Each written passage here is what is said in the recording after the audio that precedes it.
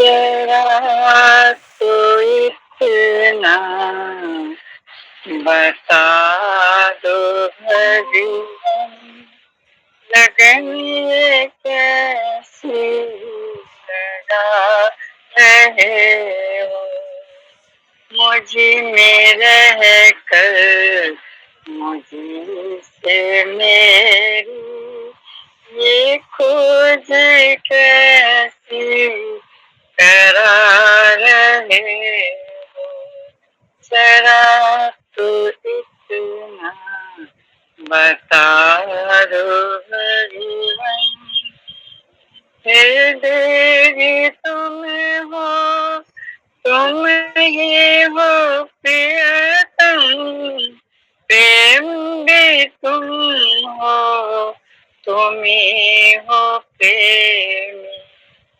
पुकारता मन तुम्ही को क्यों है, तुम्ही जो मन में समा रहे हो, जरा तो इतना बता दो भगवान, शिव भी तुम हो, तुम ही हो मोती, दीप्ति तुम हो, तुम ही हो ज्योति, तुम्ही को लेकर तुम्ही को ढूंढूं, नई लीला बता रहे हो, जरा तो इतना बता दो भगवान, लगन लगा रहे, इससे बड़ा बना, ज्यादा ही नहीं बना, लगन लगा रहे। नमो नारायण स्वामी जी, प्रणाम करता हूँ श्री चरणों में। धन्यवाद ललिता जी आपका। हम शुरू करेंगे।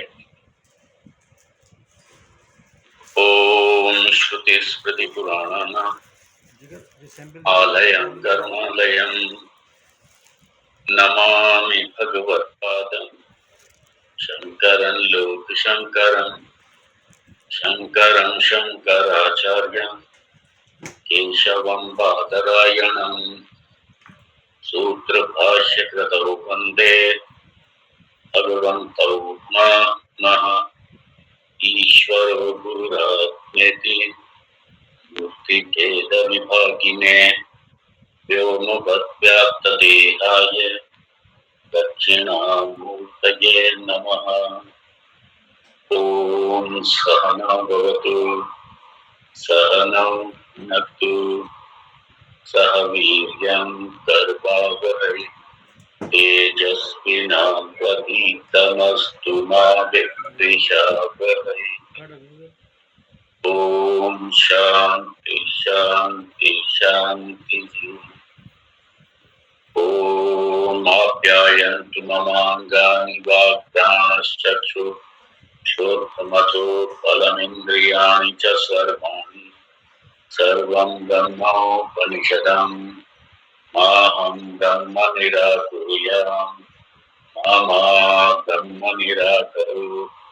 अनिराकरणमस्तु निराकरणं मे अस्तु तदात्मनि निरते य उपनिषत्सु धर्मास्ते मयि सन्तु। ओम शांति शांति शांति। मंत्र है 8वां।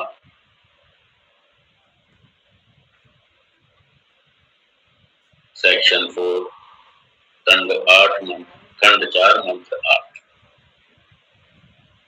तस्यै तपोदमः कर्मेति प्रतिष्ठाः वेदा सर्वांगानि सत्यमायतनम्।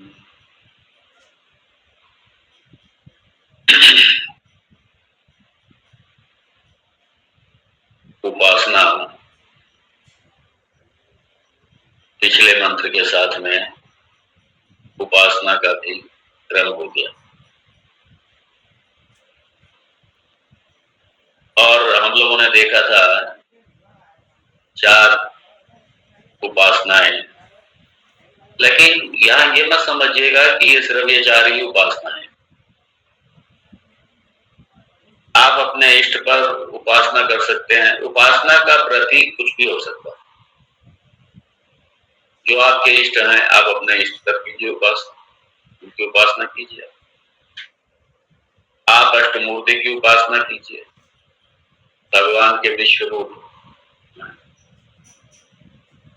अष्टमूर्ति विश्व रूप भगवान का। तो आप भगवान की किसी शक्ति पर उपासना कीजिए, भगवान की किसी महिमा पर उपासना कीजिए,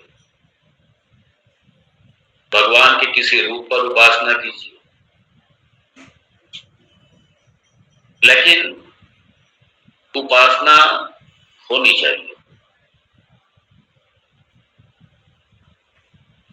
तो ये कोई अपने इष्ट देवता उपासना हो सकती है, सूर्य उपासना हो सकती है, ये पंचायतन देव, ये उपासना हो सकती है। आपके कोई इष्ट हो, उनकी उपासना हो सकती है। उपासना तो उपासना का अभ्यास क्यों? क्योंकि हमें अपने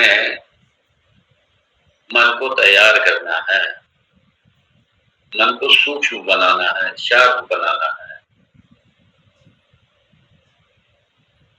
मन का विस्तार करना है, संकुचन नहीं, मन का विस्तार।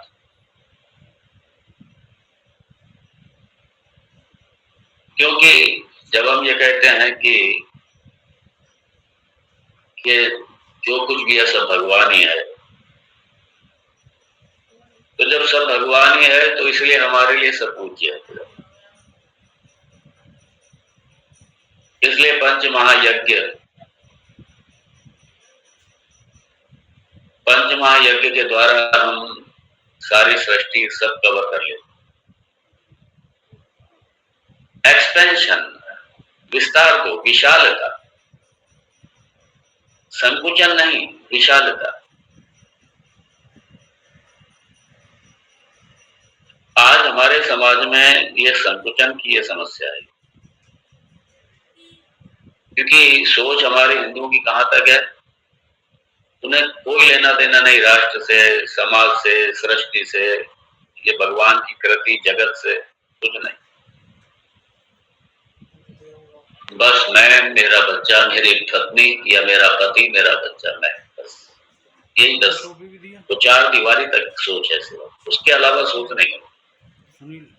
और अगर कोई समस्या कहीं होती है कि हमारे यहाँ ठीक है, हमारे यहाँ सब शांत, या और कह देंगे जाके संकुचन है।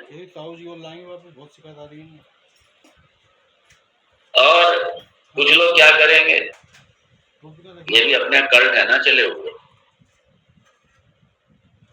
बस उनका, हाँ अगर इससे ऊपर थोड़ा उठ गया मान लीजिए, तो बस ज्यादा अपने लाला की या जो भी अपने इष्ट है बस उनकी पूजा हो गई, बस खत्म। उनकी पूजा उपासना कर ली, बस वहीं तक। कुल मिलाकर के वही बस मैं, मेरा, यहीं तक सी। नोट के नीचे देखो 200 के नोट। एक्सपेंशन नहीं है, विशालता नहीं है, एक सोच में विशालता नहीं। इसलिए उपासना के द्वारा चित्त विशालता, एक्सपेंशन, संकुचन नहीं। इसलिए स्वामी विवेकानंद जी कहते थे contraction is death, expansion is life. ये संकुचन जो है ना, ये डेथ, ये मृत्यु है। क्या जीवन किसके लिए आए? बस खाली बस मैं, मेरा, बस वो भी जो भी अपना सिमट करके रह गया बिल्कुल अपनी 4 दीवारी तक, सोच इसके अलावा कुछ नहीं। बस खा पी लिया, बच्चे पाल लिए, बस खत्म, घर वर बना दिया।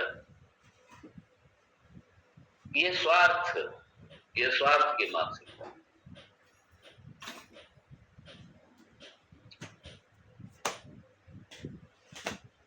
चाहते हैं भगवान को, भगवान हमें चाहिए, लेकिन भगवान का जो जगत है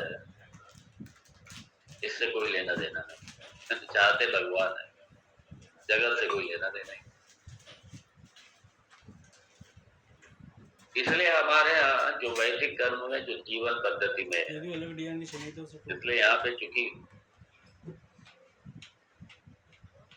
तप दम कर्मा ये लिखा, प्रतिष्ठा, ये प्रतिष्ठा है, ये आयतनम है, प्रतिष्ठा अर्थात इन पर ही हमारी आध्यात्मिक साधना अवलंबित है।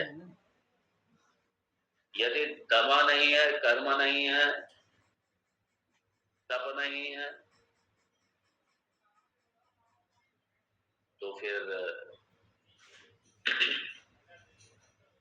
हम तो भगवत प्राप्ति के लायक भी नहीं। पर्ची से मतलब तो पर्ची रखी है, पर्ची दे दी उसको, ग्राहक उसको देने को, उसी पर्ची को पुड़िया बांध दिला देगा। ये उपासनाएं आपको मुक्ति नहीं देंगी, कर्म आपको मुक्ति नहीं देगा, तब आपको ये मुक्ति नहीं देगा।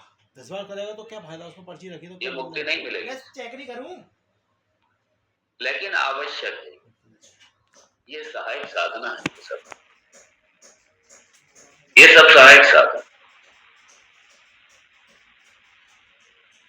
तो अब ये कोई सोचेगा भाई ये तो समुच्चय हो गया। देखिए, पर्ची में रख दे, कार्य को दे दी पर्ची। एक होता है कर्म समुच्चय, क्रम समुच्चय, सॉरी क्रम समुच्चय। एक होता है सम समुच्चय, क्रम समुच्चय, सम समुच्चय।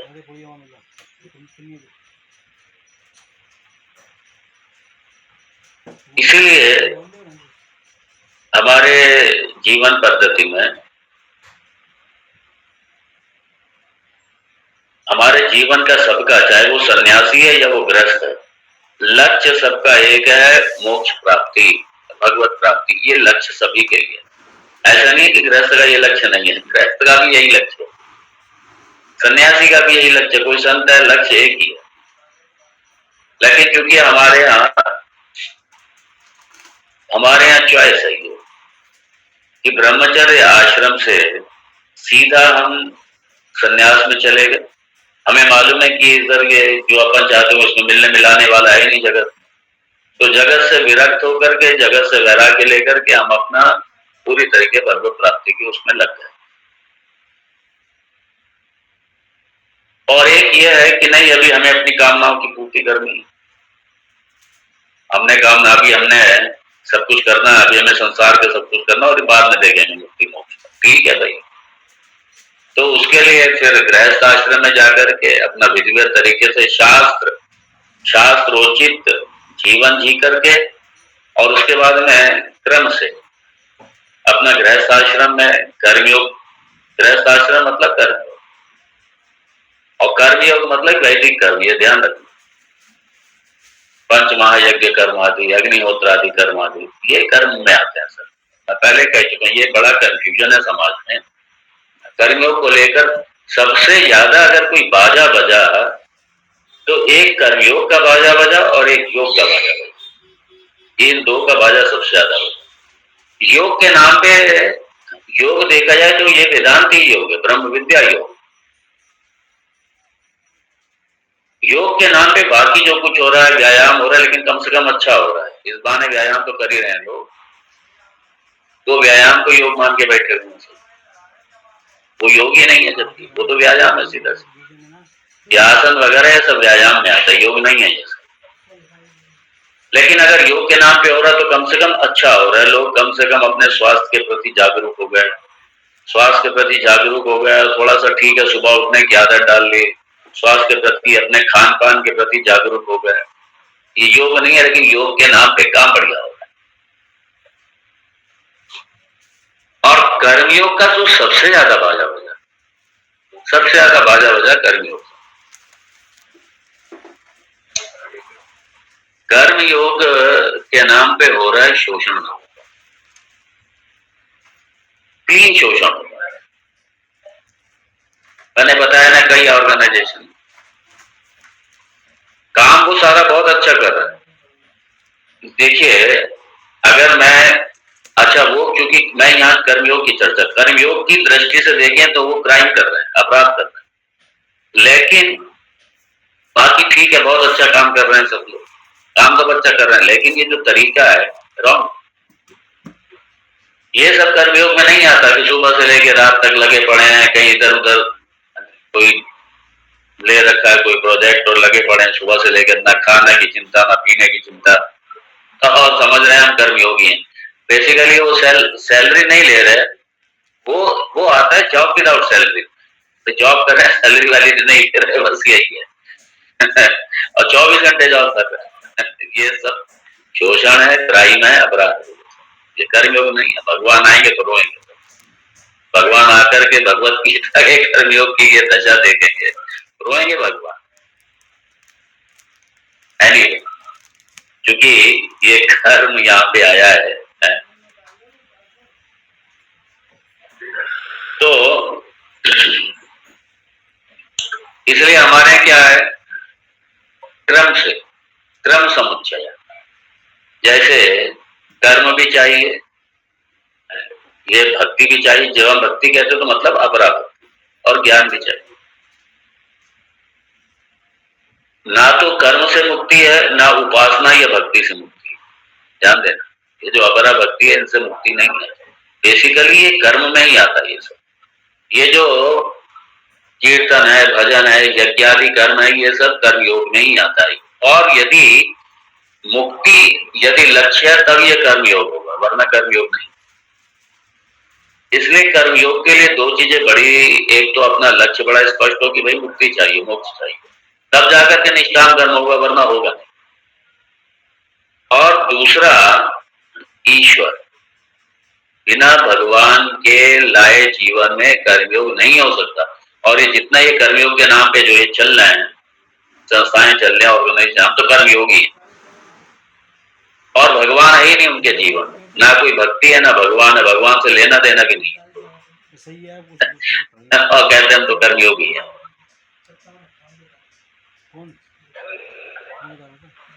तो यहाँ तो कर्म, उपासना और ज्ञान, तो कर्म से, कर्म योग से चित्त शुद्धि, उपासना योग से चित्त विशालता, चित्त एकाग्रता, चित्त नैश्चल्यता, ये उपासना। और उसके बाद में ज्ञान से मुक्ति, ज्ञान से अविद्या का नाश, ज्ञान से अविद्या का नाश होगा। अब कर्म से अविद्या का नाश तो होगा नहीं, उपासना से अविद्या का नाश होगा नहीं। इसलिए इन साधनों के जो फल हैं वो अलग अलग हैं। इसलिए तो एक कंफ्यूजन फैला हुआ ना, किसी मार्ग से चले जाओ, कर्म मार्ग से चले जाओ, भक्ति मार्ग से चले जाओ, राज मार्ग से चले जाओ, ध्यान मार्ग से चले जाओ, किसी मार्ग से चले जाओ पहुंच जाएंगे भगवान के पास। नहीं भाई, ऐसा नहीं है। ज्ञानात् एवं कैवल्यम्, तो जब ज्ञान से ही मुक्ति है तो फिर यहाँ ये तप दम कर्म, इसकी क्यों यहाँ पे चर्चा की? उपनिषद क्यों चर्चा कर रहे हैं? और समुच्चय का तो वेदांत स्वीकार ही नहीं करता, सम समुच्चय को स्वीकार नहीं करता, क्रम समुच्चय को स्वीकार करता। क्रम समुच्चय मतलब ठीक है, कर्म किया चित्त शुद्धि हुई, उपासना किया चित्त नैश्चल्यता प्राप्ति हुई, और उसके बाद में ज्ञान के द्वारा अज्ञान की निवृत्ति हुई और मुक्ति प्राप्ति हुई। सीधी सी बात, इसे कहते हैं क्रम समुच्चय। और एक समय पे तो आप एक ही करेंगे ना, सम समुच्चय इसलिए नहीं हो सकता। इसलिए जो समुच्चयवादी हैं, जो समुच्चयवादी हैं वो कहते नहीं मात्र ज्ञान से मुक्ति नहीं है। वेदांत कहता है मुक्ति तो ज्ञान से ही है। फिर वो कहता है कि आप ही तो समुच्चयवादी हैं। वेदांत कहता है कि हम सम समुच्चयवादी नहीं है, क्योंकि एक समय पे आप एक ही करेंगे। ऐसा नहीं कि वानप्रस्थ में आ गए आप, सॉरी ब्रह्मचर्य आश्रम है, ब्रह्मचर्य आश्रम में आप उसी समय आप गृहस्थ भी हो जाएंगे, उसी समय वानप्रस्थ भी हो जाएंगे और उसी समय सन्यासी भी हो जाएंगे। क्या उस समय कैसे होगा संभव? इसलिए सम समुच्चय नहीं है, क्रम समुच्चय है, एक के बाद एक। जिसे कहते हैं अंग्रेजी में सिक्वेंशियल। सिक्वेंशियल है, क्रम समुच्चय है, सम समुच्चय नहीं, सम समुच्चय।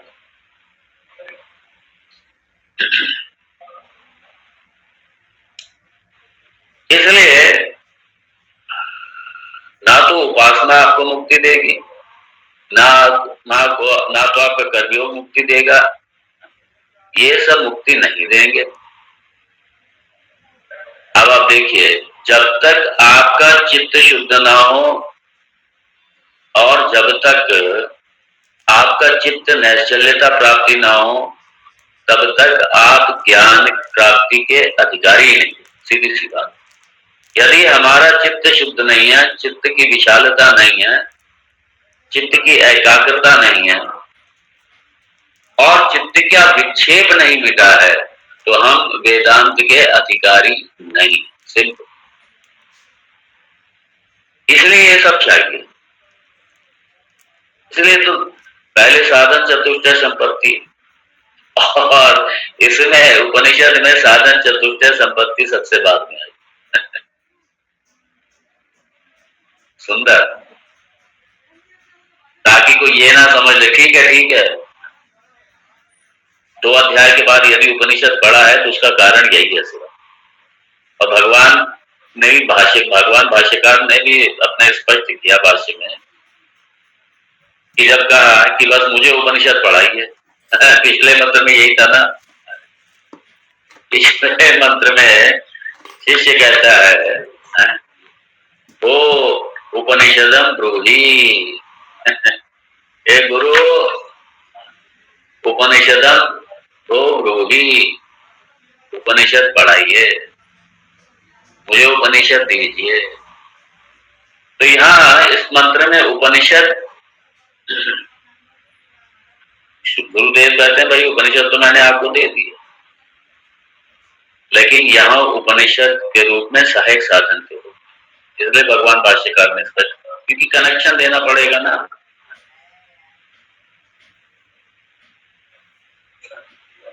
तो इसलिए कहा तस्यई मतलब क्या?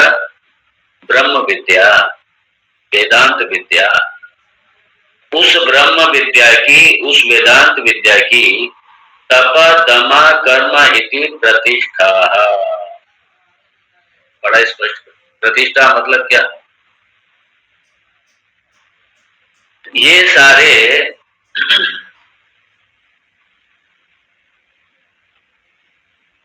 प्रतिष्ठा मतलब आयतनम, आश्रय। ब्रह्म विद्या जो है इस पर अवलंबित है, अर्थात बिना तप के, बिना कर्म के, कर्म मतलब कर्मयोग के, बिना तप के, बिना कर्मयोग के और बिना शम दम षट् संपत्ति के, अर्थात बिना अधिकारित्व के ब्रह्म विद्या नहीं है। सिंपल। अब आगे भाष्यकार भी आगे स्पष्ट कर, बिना इन सबके ब्रह्म विद्या नहीं है, बिना अधिकारित्व के ब्रह्म विद्या नहीं। इसलिए मैंने पहले ही कहा कि जो हमारी वेदांत की परंपरा में ये हमारे जो महापुरुष हैं,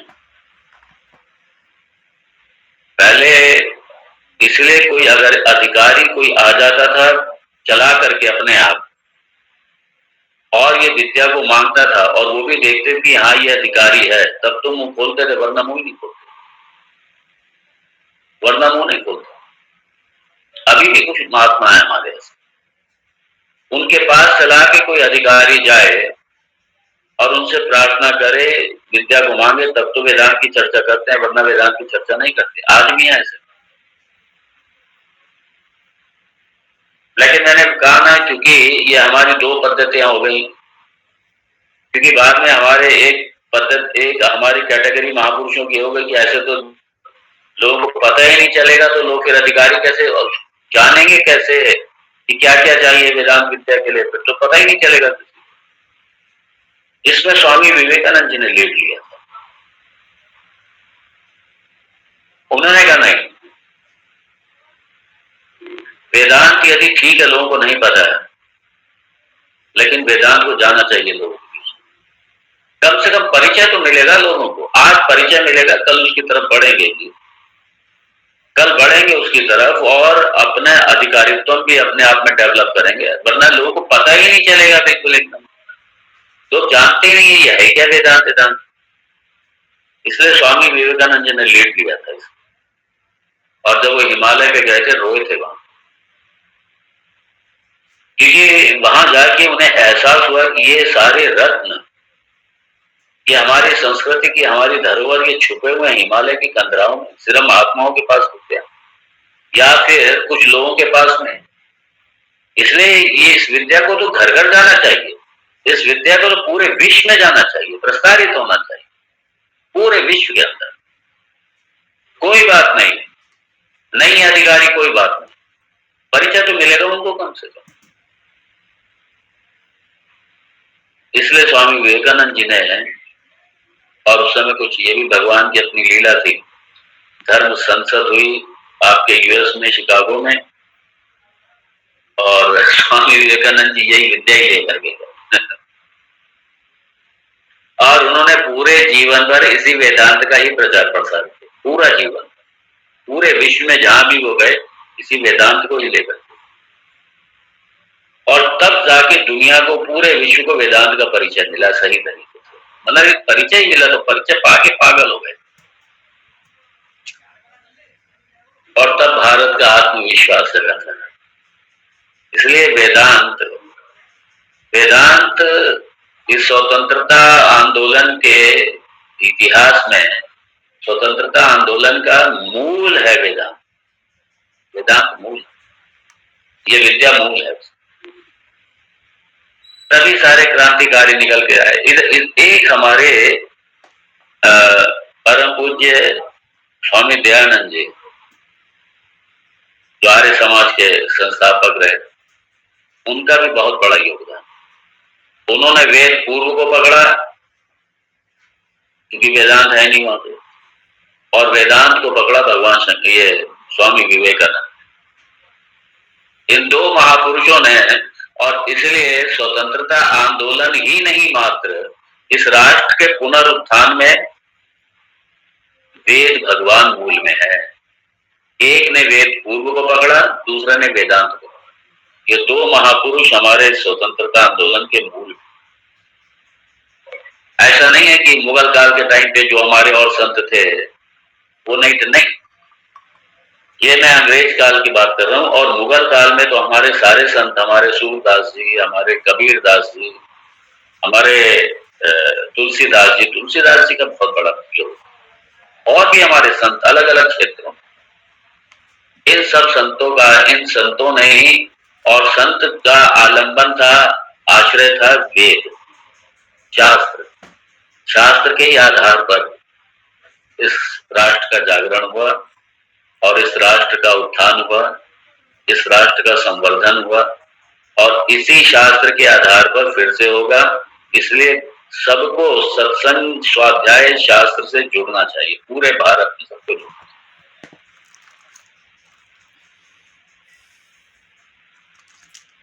क्योंकि जब तक हम अपने मूल से नहीं जुड़ेंगे, इसलिए स्वामी विवेकानंद जी ने कहा था कि भारत का जब भी नव निर्माण होगा, भारत का जब भी उद्धार होगा, तो इसी वेदांत के ही आधार पर होगा, शास्त्र के ही आधार।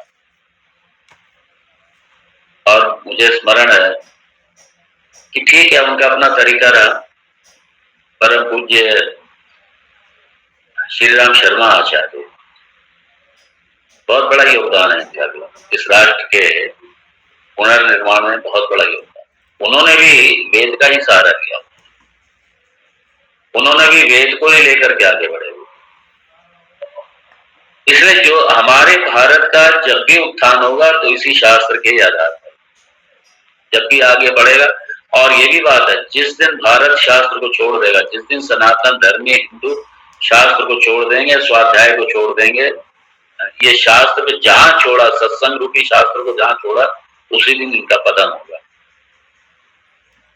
यदि ये शास्त्र छोड़ेंगे, धर्म छूट जाएगा, क्योंकि धर्म का मूल शास्त्र, और धर्म गया तो हम भी गए। सब गए, देश या सब गए। तो इसलिए ये सारी आवश्यकताएं हैं। ये नहीं कि ना तो चित्त शुद्धि है ना उसके लायक, अभी एक अच्छे इंसान ही नहीं है मान लीजिए। ये तो बेसिक चीज है, जो ह्यूमन वैल्यूज हैं, जो अच्छे इंसान हैं, पहले अच्छे इंसानियत तो अपने अंदर आए कम से कम। अगर हम अच्छे इंसान ही नहीं है तो फिर हम किसी लायक नहीं है।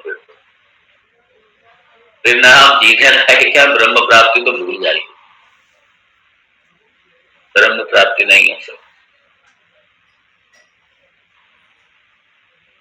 इसलिए यहाँ आगे जो कहा सत्यम आयतनम, सत्य के माध्यम से जो जीवन के मानवीय मूल्य हैं यहाँ पे उससे समझिएगा। जीवन के जो मानवीय मूल्य हैं जिसे हम सनातन धर्म कहते हैं, धर्म ना दूसर सत्य समान है, सत्य के समान कोई धर्म नहीं है। इसलिए भगवान भाष्यकार ने भी उसको कोट किया अपने भाष्य में। ये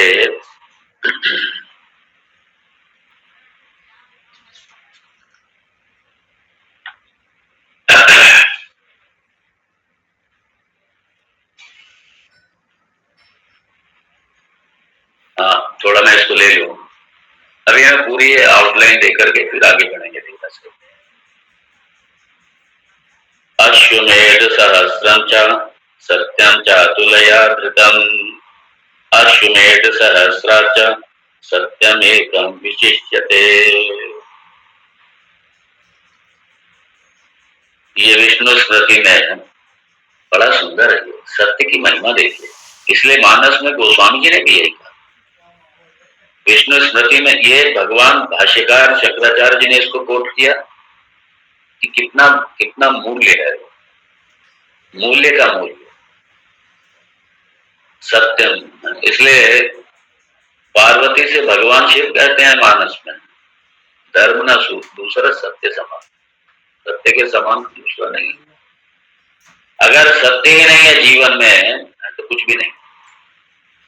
अश्वमेध सहस्रम च, एक सहस्र अश्वमेध एक तरफ रख दिया जाए तराजू में और दूसरी तरफ सिर्फ सत्य को रख दिया जाए। एक तरफ 1000 अश्वमेध यज्ञ रख लिए जाए और दूसरी तरफ सिर्फ सत्य को रख दिया जाए तो भाष्यकार कह ये शास्त्र कह रहा है अश्वमेध सहस्राचा सत्यम एकम विशिष्यते। एक तरफ सारे 1000 अश्वमेध यज्ञ रख लो, दूसरे पल्ले में सत्य रख लो, तो सत्य का पलड़ा फिर भी भारी बैठेगा। मतलब 1000 अश्वमेध यज्ञ भी उसके सामने नहीं है कुछ। अब आप कल्पना कीजिए, अश्वमेध यज्ञ के लिए पहले तो आप राजघराने में जन्म लीजिए, राजा ही तो करेगा अश्वमेध यज्ञ, आपको राजा ही होना पड़ेगा। मतलब आप 1000 यज्ञ के लिए, और राजा बनने के बाद में भी जीवन में कितने यज्ञ कर पाएंगे? आपको कई जन्म लेने पड़ेंगे और राजा के रूप, उसके बाद में अश्वमेध यज्ञ करेंगे और 1000 करने के बाद यदि एक तरफ सत्य को रख दिया गया तो अश्वमेध 1000 यज्ञ आपके सत्य का मुकाबला नहीं कर सकते। इतनी महिमा है सत्य की।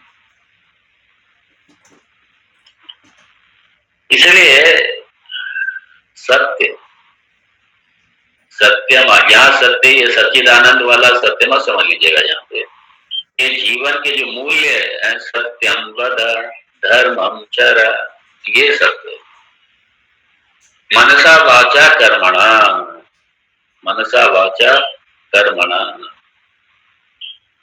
और यहाँ भाष्यकार ने लिखा है बहुत सुंदर,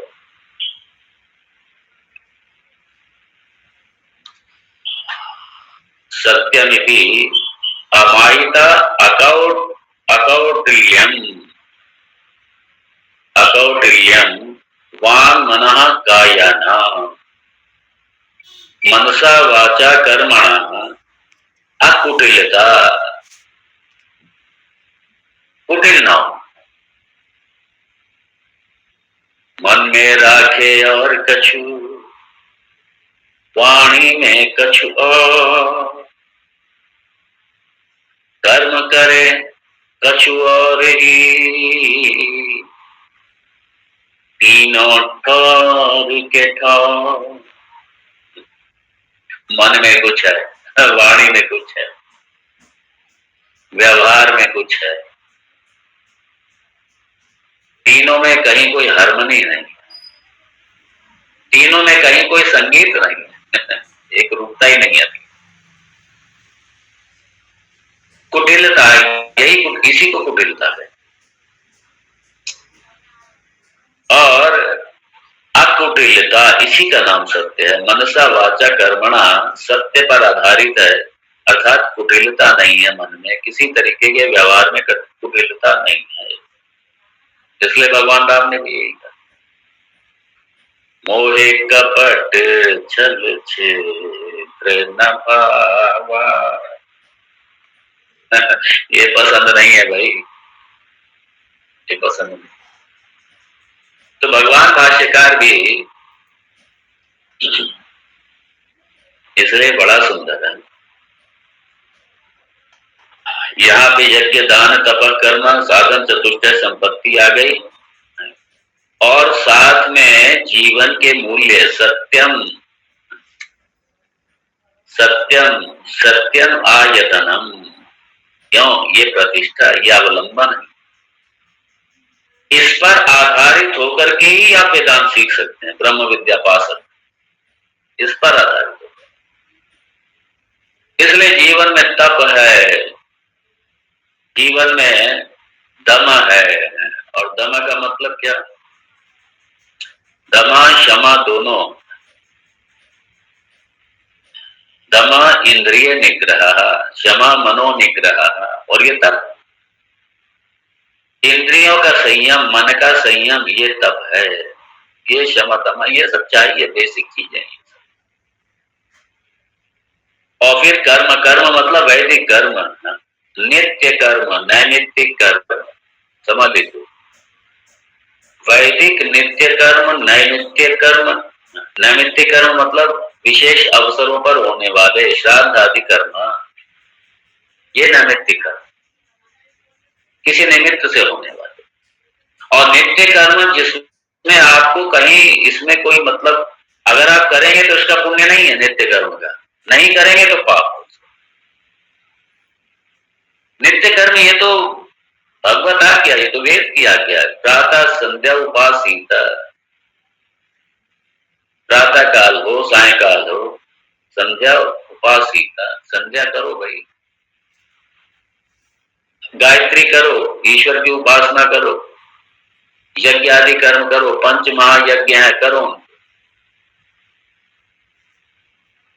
नैमित्तिक कर्म हमारे विशेष ऐसे समयों पर होने वाले हमारे उत्सव, ये सारे हमारे निमित्तिक।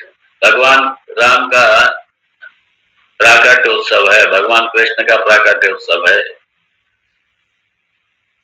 हमारे समय समय पर होने वाले विभिन्न तरीके के हमारी नवरात्रियां, हमारी ये सारे जो हमारे नित्य नैमित्तिक कर्म हैं, ये करने हैं। और निषिद्ध कर्म छोड़ना है। निषिद्ध कर्म का मतलब त्याग करो जितनी जल्दी हो सके। कोई गलत आदत है, निषिद्ध है, त्याग करो।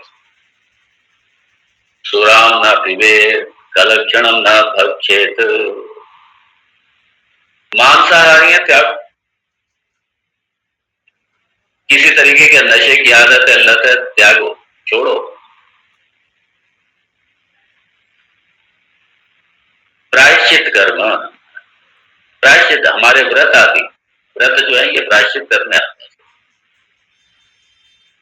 अभी ये व्रत की बड़ी समस्या हो गई, लोग व्रत का मतलब ही नहीं समझते। वो खाने पीने तक व्रत समझ लिए बस, वो हम तो बस एक टाइम खाते हैं बस, वो हम तो साहब ये नहीं खाते, हम तो। नवरात्रि में मैं देखता हूँ, नवरात्रि जिस उद्देश्य को लेके नवरात्रियां बनी है वो सब खत्म हो गए सब। और सही बात तो है, नवरात्रि पे हो रहे हैं पाप। नवरात्रि 9 दिन का तप है, ये इंद्रिय संयम चाहिए इसके इसके इसको डेवलप करने के लिए ये सारी उपासनाएं हैं सारी।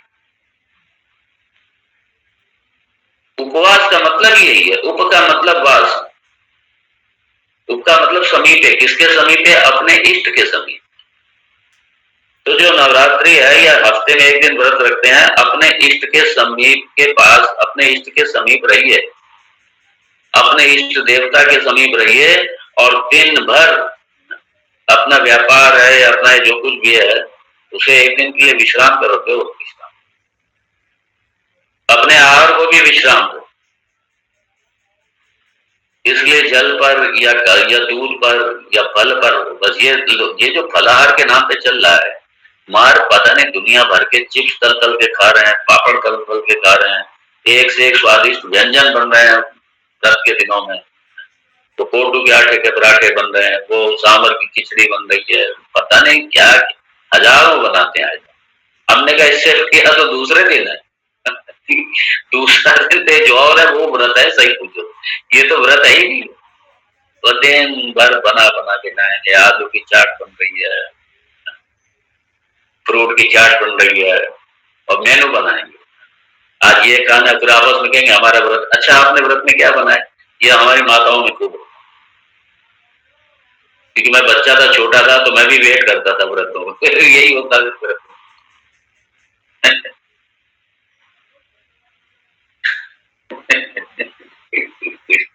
20 तरीके की खीर बनेगी, मिष्ठान बनेंगे, फल आएंगे, ये होगा वो होगा, खाना पीना, बस व्रत है आज हमारा कोई उपासना कुछ नहीं, ज्यादा मंदिर हुआ है, बस तिलक लगाए, बस खत्म, इसके अलावा कुछ। और व्रतों में जो दुनिया भर के जो पकवान बनते हैं, ये सारा पाप होता ही है। व्रत तो संयम, व्रत जो है, व्रत के दिन में इसलिए निराहार, मतलब भोजन के उसमें निराहार रहिए, कम से कम खाइए, और मैक्सिमम समय, ज्यादा से ज्यादा समय आपको अपने इष्ट के साथ रहना है, रहिए इष्ट के साथ, फेरिए गायत्री की माला फेरो 11 माला सुबह, 11 माला शाम को, 11 माला दोपहर को, फेरो गायत्री की माला। और कोई शास्त्र लेकर के बैठ, कुछ भी, विष्णु सहस्त्र नाम लेके बैठ जाओ, ललिता सहस्त्र नाम लेके बैठ जाओ, दुर्गा सहस्त्र नाम लेके बैठ, मानस लेकर के बैठ जाओ, भगवत गीता लेकर के बैठ जाओ, और सारा दिन भर इसी को दो। कम से कम मोमेंट होना नहीं चाहिए, कम से कम, कि आज उपवास है तो इसलिए मैं घर से बाहर नहीं निकलूंगा, दिन भर ईश्वर के साथ में रहेंगे, मोबाइल बिल्कुल ऑफ कर दो, घर वालों को भी कर दो मना, आज मेरा उपवास है। उपवास का मतलब मेरे इष्ट के साथ में मेरा वास है। व्रतों में बाजे बज गए सब जगह, सारा चिंतन मेनू पर रहेगा, खाने पर रहेगा, सारा चिंतन, सब वही सोचते रहेंगे बस, और वेट करेंगे व्रतों का, फिर लाके सारा सामान रखेंगे। ईश्वर का चिंतन नहीं होता है, इस जिह्वा का चिंतन होता है, इसके स्वाद का चिंतन होता है। ये पाप हो रहा है सारा व्रत, जिह्वा की गुलामी कर रहे हैं, इंद्रियों की गुलामी कर रहे हैं। आप इंद्रियों के मालिक बने, इंद्रजीत बनना है व्यास। उपवास में मतलब हमें इंद्रजीत बनना, हमें मन जीत बनना है, हमें मन को जीतना है, इंद्रियों को जीतना है, अपने व्यवहार को सुधारना है, अपने व्यवहार को एक संकल्प लेना है। ठीक है, आगे पीछे हम झूठ बोल जाते हैं, कई बार कुछ हो सकता है, गलतियां हो जाती हैं, लेकिन ये 9 दिन में सत्य का पालन करूंगा। धीरे धीरे फिर इसी को आगे बढ़ाते, मैं पूरे जीवन भर सत्य का पालन करूंगा, पूरे जीवन भर सत्य का, सत्य पे चलो एग्जाम ले लेना पूरा जीवन। कितने तारीख है? मैं किसी को दुखी नहीं करूंगा, मनसा वाचा कर्मणा। मैं किसी को भी, मेरे से जरा से भी किसी को चोट नहीं लगनी चाहिए। लो व्रत इसका। मैं अपनी वाणी पे संयम रखूंगा। जो थानो दादा क्रोध यदि आएगा तो क्रोध को व्यक्त नहीं करूंगा साहब, अपने ऊपर भी नहीं, किसी दूसरे के ऊपर भी। ऐसा नहीं है, 5 दिन रहेगा ना वो। ये इस तरीके के जो कई हमारे व्यवहार को लेकर के हमारी गलत आदतें हैं, हमारी खान पान को लेकर के गलत आदतें हैं। किसी जगह लगा दे। मान लीजिए कोई व्यसन है, उसकी आदत है, मान लीजिए मैं सिगरेट पीता हूं, नहीं मैं सिगरेट नहीं पीऊंगा, यस नहीं पीऊंगा सिगरेट। मैं कोई मेरी गलत लत लगी हुई है, नहीं मैं नहीं करूंगा। एक कोई ना कोई गुण धारण करने का संकल्प लीजिए। एक नहीं, सारे गुण धारण करो, कब की बात है? गुणवान बनिए, इसका संकल्प लीजिए। ये व्रत है, ये व्रत करो ना इसके लिए। और जहां तक खाने पीने की बात है, ठीक है, मिनिमम बस ठीक है, ले लिया। जब भूख लगी तो थोड़ा बहुत ठीक है ले लिया, बस दैट्स ऑल, क्योंकि वो उद्देश्य नहीं है। और अस्वादु व्रत रखो, महात्मा गांधी रखते थे ये अस्वादु व्रत। जो चीज बिल्कुल अच्छी नहीं लगती उसको व्रत में खाएंगे, देख ली बात पे रिटर्न तो करी उसको खाएंगे व्रत में, जो बिल्कुल अच्छी नहीं लगती। कैसे बन जाएगा? कई है करेला नहीं अच्छा लगता, मैं करेला ही खाऊंगा। 10 मिनट रिटर्न करी थी, 11 सुबह देने वाली। ये महात्मा गांधी रखते थे अस्वादु व्रत, स्वाद के लिए नहीं है। इसलिए भगवान शंकराचार्य जी ने भी जो साधन पंचकम लिखा है, उसमें बड़ी एक स्पष्ट इस आहार को लेकर के उन्होंने आज्ञा दी है।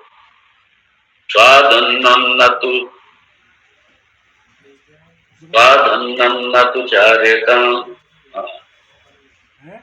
और ये हाँ क्षुद व्याधि, हाँ क्षुद व्याधि च चिकित्सतम। क्षुद व्याधि, इसकी क्योंकि भूख और प्यास लगी है, इसकी चिकित्सा कर। इसलिए भोजन को जैसे औषधि लेते हैं, रोग जब कोई हो जाता है शरीर में तो औषधि लेते हैं, ऐसे ही ये जो भूख प्यास है ये हमारे रोग हैं, और इन रोगों की निवृत्ति के लिए जो भोजन है वो औषधि रूप में है। स्वाद के लिए नहीं खाते हैं भाई, स्वाद के लिए नहीं खा रहे। अगर हम स्वाद को ही ध्यान में रख के खा रहे हैं, फिर तो हम जिह्वा की गुलामी कर रहे हैं। इसका मतलब ये नहीं कि आप सड़ा गला गाना खाएं, नहीं, ये भाव नहीं है यहाँ। आप अच्छा खाइए, बहुत अच्छा खाइए, लेकिन स्वाद के लिए नहीं, स्वस्थ के लिए। स्वास्थ्य इसके लिए ताकि आपकी साधना अच्छे से हो।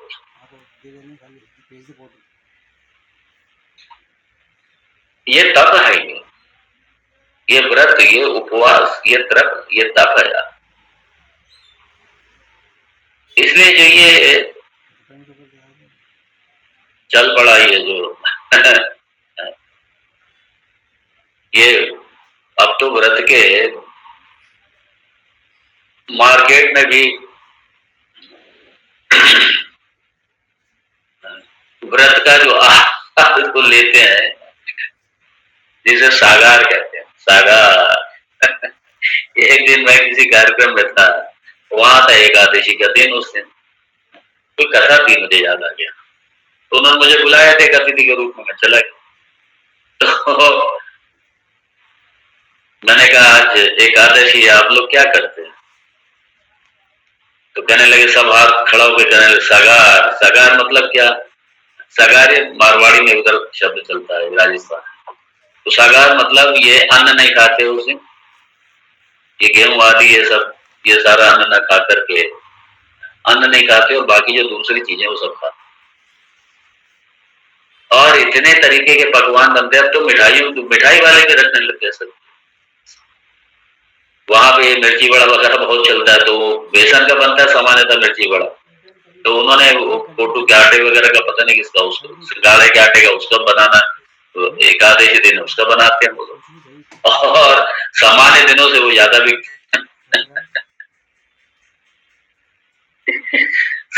सारे सारे जिह्वा की गुलामी करते हैं। 50 आइटम सुबह से शुरू करेंगे। अलग थोड़ी रहती है। नहीं, ये सब कोई व्रत नहीं है। व्रत में सिर्फ दो चीजें हैं, उसके लोग वापस आए थे। दो चीजें, ईश्वर का कथा स्मरण। कथा स्मरण मतलब कोई भी शास्त्र लेकर के आप बैठ जाइए, जगह कहाँ है? उसका स्वाध्याय कीजिए या फिर उसका श्रवण कीजिए, किसी संत के पास जाकर के उसका श्रवण कीजिए, भगवत वाणी का चिंतन कीजिए, श्रवण कीजिए भगवान का, और उपासना कीजिए, उनकी पूजा कीजिए। षोडशोपचार पूजा है, आप कीजिए अच्छे तरीके से, षोडशोपचार पूजा कीजिए, उनकी आराधना उपासना कीजिए। जब ये सारा करेंगे आप, तब ये क्या होगा, ये आपकी तपस्या है। इंद्रियों का लालनम नहीं, इंद्रियों का पालनम लालनम नहीं। इंद्रियों का लालन करो, इंद्रियों को खूब तृप्त करो हर तरीके से, बढ़िया बढ़िया आहार दो। आज हमारा व्रत है, आज हमारा व्रत। ये व्रत नहीं है, ये पाप कर रहे हो, ये व्रत नहीं है। अगर व्रत करो तो व्रत को समझो व्रत है क्या, फिर व्रत का पालन करो। जो शास्त्र ने आज्ञा दी है उस आज्ञा का पालन कीजिए। व्रत में क्या करना है, क्या नहीं करना है, क्या करना है, ये पता होना चाहिए। और शास्त्र की आज्ञा के अनुसार यदि हम चलते हैं तो वो व्रत है, वो व्रत। इसलिए तपा,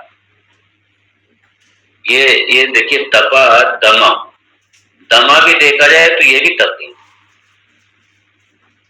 दमा मतलब इंद्रिय निग्रह, और व्रत में यही तो करते हैं कि सारी इंद्रियों को उठा करके, बांध करके, सारे विषयों से हटा करके इंद्रियों को लगाते हैं परमात्मा में। ये है इंद्रिय निग्रह, मन निग्रह। मन को, इंद्रियों को सारे विषय से, सारे प्रपंच से हटा करके परमात्मा में लगाना, परमात्मा में लगाना। हाथ है, हाथ से पूजा कराओ, भगवान का भजन हो रहे हैं, हाथों से ताली बजाओ भाई, इसका तो हाथों से ही वो कर ही सकते हैं। वाणी है, इसलिए अपनी कर्मेंद्रियां ज्ञानेंद्रियां दोनों को बांधकर ईश्वर अनुगामी बनाना, ये तप है। खींचिए इंद्रियों को अपने विषय से, जगत से खींच करके परमात्मा में लगा दो। और जब मनोनिग्रह ना हो, जब मन नियंत्रण में नहीं होता, फिर क्षमा का सहारा लेना पड़ता, दमा का सहारा लेना पड़ता। इसलिए यहां दमा पर जोर दिया, क्योंकि मन जो है, मन अपना भोग भोगता है इंद्रियों के द्वारा, इंद्रियों के द्वारा मन भोग भोगता है। और मन को यदि शांत करना, मन को विषयों से हटाना है और मन नहीं मान रहा है, फिर दमा का सहारा लेना पड़ता है। ठीक है, मन क्या कहने, नहीं चलो उधर चलो, मार्केट चलो, हमें तो काले जामुन खाने, हमने तो डोसा खाना है, हमने तो ये करना है, वो करना है, हमें तो फलानी परचेजिंग करनी है। मन से कहो ठीक है जाओ, बैठ जाओ, बैठ जाओ, हम जाते ही नहीं। ठीक है, मन से कहो जाओ, तुम भोगो जाकर के, कोई इंद्रिय सहयोग ही नहीं करेगी। इसलिए मन जब नियंत्रण में नहीं होता है तो फिर इंद्रियों को नियंत्रण में रख करके और मन को शांत करना।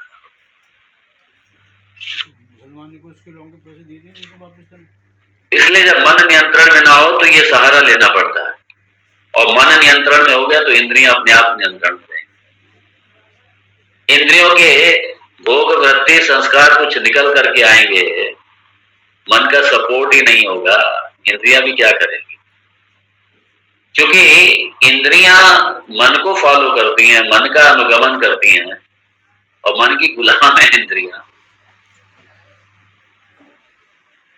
इसलिए अगर मन को नियंत्रण करना तो फिर इंद्रियों को साथ दो, दमा इसलिए साथ हो इंद्रियों।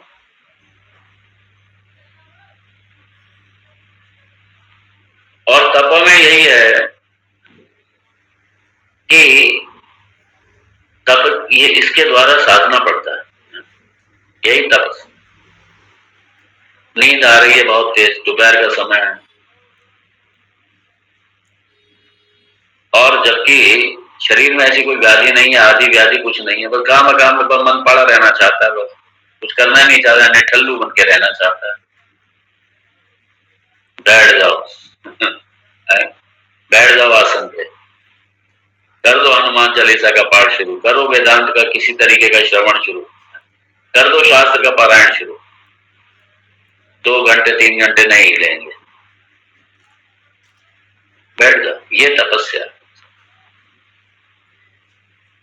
ये सारी प्रक्रियाएं हैं ये मन को साधने की,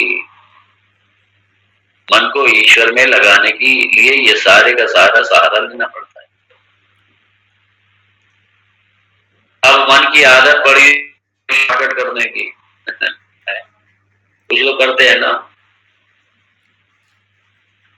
आचरण ही अपना बिगाड़ लेते, आदत पड़ी हुई है। तो संकल्प ले लिया हम कोई गलत काम नहीं करेंगे, करेंगे नहीं हम गलत, हम सत्य का आचरण करेंगे, इसलिए सब सत्य में आ जाएगा। अब सत्य का आचरण करेंगे, हम करेंगे ही नहीं गलत काम, कोई नहीं चाहिए हमें यार ऐसा पैसा। जो हमारे शास्त्र जिसकी आज्ञा ही नहीं देता वो हमें कर्म नहीं करना जिसकी शास्त्र हमें आज्ञा देता ही नहीं। हमारा धर्म जिसकी आज्ञा हमें देता ही नहीं है, हमारे महापुरुष जिसकी आज्ञा देते ही नहीं है, हमें वो कर्म नहीं करना है, कुछ भी नहीं करना। और कई बार ऐसी स्थिति आती है कि भाई हम चाहते हैं जैसे हम है वैसे सब दूसरे ही बने, हम अपना प्रेशर। ऐसे में ये करना चाहिए कि भाई जहां तक हमारी पहुंच है वहां तक लिमिटेशन है हमारी, इसलिए वहां तक हम तो फॉलो करें। अगर अगला गलत कर रहा है यार तो वो भोगेगा, वो हमारे हाथ में ही नहीं है, क्या करेंगे। इसलिए अपने आप को बचा के नहीं करना। ये बड़ा यहाँ पे कई बार कॉन्ट्रडिक्शन होता है, बहुत होता है। बॉस एक नंबर का करप्ट है वो कहता है आप गलत काम करो, क्या करोगे। कई बार ऐसी परिस्थितियां पैदा हो जाती। नहीं मैं कह रहा हूँ आप करिए, भाई हम नहीं करेंगे, आप किसी और से करेंगे, आप खुद ही कर लीजिए। वहां पे तो थोड़ा बोल्ड होना ही पड़ेगा। हाँ, जो मेरे डायरेक्ट अधिकार क्षेत्र में वो मैं नहीं करूँ, बात खत्म। इसलिए कई बार अगर इस तरह की स्थिति पैदा हो, बॉस कहने गलत किए काम करो, तो ठीक है बॉस आप लिख के दे दीजिए, आप लिख के दीजिए हमें। कल को कोई बात होती है भाई अब ठीक है बॉस है उन्होंने कहा था करती है, तो हमारे पर लिखी कहीं कोशिश करो बचो, और नहीं तो फिर बॉस ठीक है भाई अब बॉस है गलत है, ठीक है आप हमें लिख के दीजिए भाई। कई बार ऐसा होता है डिपार्टमेंट अपने जूनियर से, अपने सबॉर्डिनेट से अपने अधिकारों का दुरुपयोग कर, क्योंकि सबॉर्डिनेट तो करना पड़ेगा, नहीं करें।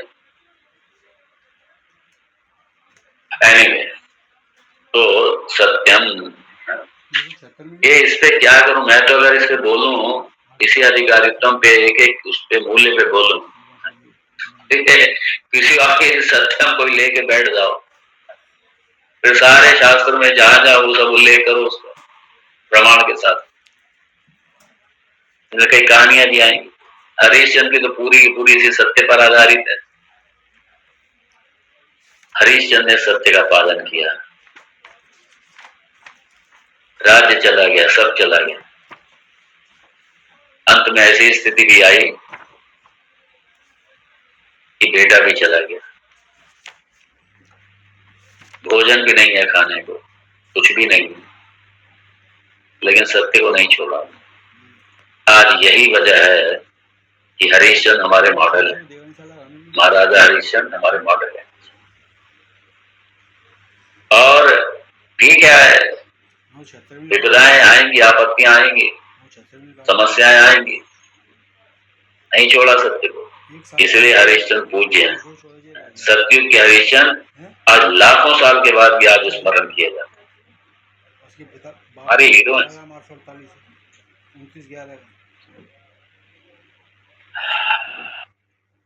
इसलिए तस्य मतलब उस ब्रह्म विद्या की, उस ब्राह्मी उपनिषद मतलब ब्रह्म विद्या, उसकी ये सब क्या है, प्रतिष्ठा है, अवलंबन है ये सब। बिना मतलब बिना उसके ब्रह्म विद्या नहीं है। क्यों? आयतन उसका आश्रय है, ब्रह्म विद्या का ये सब आश्रय है, अवलंबन है ब्रह्म विद्या का। आयतन भगवान भाष्य के साथ भी देखेंगे, इसको बड़ा सुंदर है। तो इसलिए फिर यहाँ वेदा सर्वांगानी, ये याद रखिए, वेदांत विद्या के ये साधन है ये सब। इसलिए इतना श्रुति भगवती ने इतना मान सम्मान दिया इन साधनाओं को, साधन चतुष्टय संपत्ति को इतना मान दिया है श्रुति भगवती ने। साफ कहते क्या कि इन सबके बिना ब्रह्म विद्या नहीं है, वेदांत नहीं है। इसलिए वेदांत का ये आयतन है, वेदांत का तो घर है, आश्रय है वेदांत। वेदांत रहता है इसके साथ, वेदांत इनसे अलग नहीं है, ध्यान रखें। यहाँ पे मैं विराम दूंगा। ओम तत्सत्। ओम पूर्णमदः पूर्णमिदं पूर्णात् पूर्णमुदच्यते पूर्णस्य पूर्णमादाय पूर्णमेवावशिष्यते। ओम शांति शांति शांति। शंकरं शंकराचार्यं केशवं बादरायणं सूत्रभाष्यकृतौ वन्दे भगवन्तौ पुनः। ईश्वरो गुरुरात्मेति भेदविभागिने व्योमवद्व्याप्तदेहाय दक्षिणामूर्तये नमः। ओम शांति शांति शांति। हरि ओम श्री गुरुभ्यो नमः। हरि ओम। जय श्री कृष्ण। ओम नमो नारायण स्वामी। हरि ओम स्वामी। नंबर